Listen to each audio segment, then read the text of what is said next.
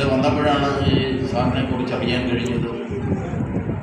എന്നെപ്പോലെ ഒരു അധ്യാപകനായിരുന്നു എന്നും പിന്നീട് ഹെഡ് മാസ്റ്ററായി അദ്ദേഹം സ്ഥാപിച്ചതായിരിക്കാം ഈ ലൈബ്രറി എന്ന് കൂടി ഞാൻ കരുതുന്നു. ഏതായാലും അദ്ദേഹത്തിൻ്റെ ഓർമ്മ പുതുക്കാൻ അംഗങ്ങൾ കാണിക്കുന്ന ഒരു താല്പര്യം അതെന്നും നിലനിൽക്കട്ടെ എന്ന് കൂടി ആഗ്രഹിക്കുന്നു.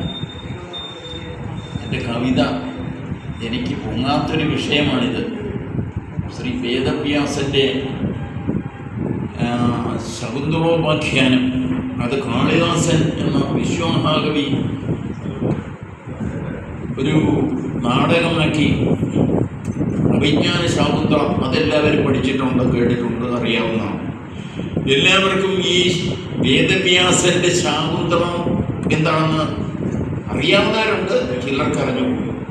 ഞാൻ അതേപടി എന്നെ എടുത്ത് ഒരു കവിതയായിട്ട് അവതരിപ്പിക്കുക. എന്തെങ്കിലും പോരായ്മകളൊക്കെ വന്നിട്ടുണ്ടാകാം, അത്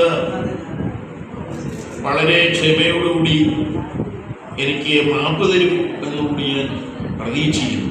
എന്ന് പറഞ്ഞാൽ അത് വലിയ ഭാരിച്ച ഒരു വിഷയമാണ്. വേദവ്യാസന്റെ ശകുന്തളം നിങ്ങൾക്കറിയാം, കാളിദാസന് വളരെ വളരെ മാറ്റങ്ങൾ വരുത്തി. അഭിജ്ഞാന മോതിരം ദുഷ്യന്തന് കൊടുക്കുന്നു, ദുർവാസവും ശപിക്കുന്നു. 2 തോഴിമാര് പ്രിയമത അനസൂയ, ചാരക്കരവൻ ചാരന്തൻ, 2 സന്യാസി യുവാക്കളാണ്. പിന്നെ മാനോടൊത്ത് വളർന്നു. ഇതൊന്നും കാളിദാസൻ അല്ലാതെ വേറെ ഈ വ്യാസന്റെ ശാകുന്തളത്തിലില്ല. അത് അതേപോലെ തന്നെ ഞാൻ എടുത്ത് അവതരിപ്പിക്കുന്നു. അതൊന്നും ശ്രദ്ധിച്ചാൽ അതിൻ്റെ പ്രത്യേകത എന്താണെന്ന് മനസ്സിലാക്കാൻ കഴിയും. വളരെ പോരായ്മകൾ ഉണ്ടാവാം, എങ്കിലും ഞാനത് പരിശ്രമിക്കുകയാണ്. ഞാൻ ഇത് ക്ലാസ്സുകളിലൊക്കെ പഠിപ്പിച്ചിട്ടുണ്ട്. ശാകുന്തളം, അഭിജ്ഞാന ശാകുന്തളം. വേദവ്യാസന്റെ ശകുന്തളം. ഉഗ്രമാം തപസ്സിനായി കാനനം പോകാനെത്തി ഉഗ്രനാം മഹാമുനി വിശ്വാമിത്രൻ ശ്രേഷ്ഠമാം ഇന്ദ്രപദം കാക്ഷിച്ചു മഹാമുനി മുടക്കാൻ ദേവന്മാരും കുൽസിതമാർഗം തേടി. ഇന്ദ്രസദസ്സിലെ നർത്തകി മേനക തപസ്സിളക്കുവാൻ തീവ്ര ശ്രമവും തുടങ്ങിയനാൾ. ഋതുരാജൻ വസന്തവും കാമദേവ സമേതനായി താപസന്റെ സമീപത്തിൽ അണഞ്ഞോരനന്തരം.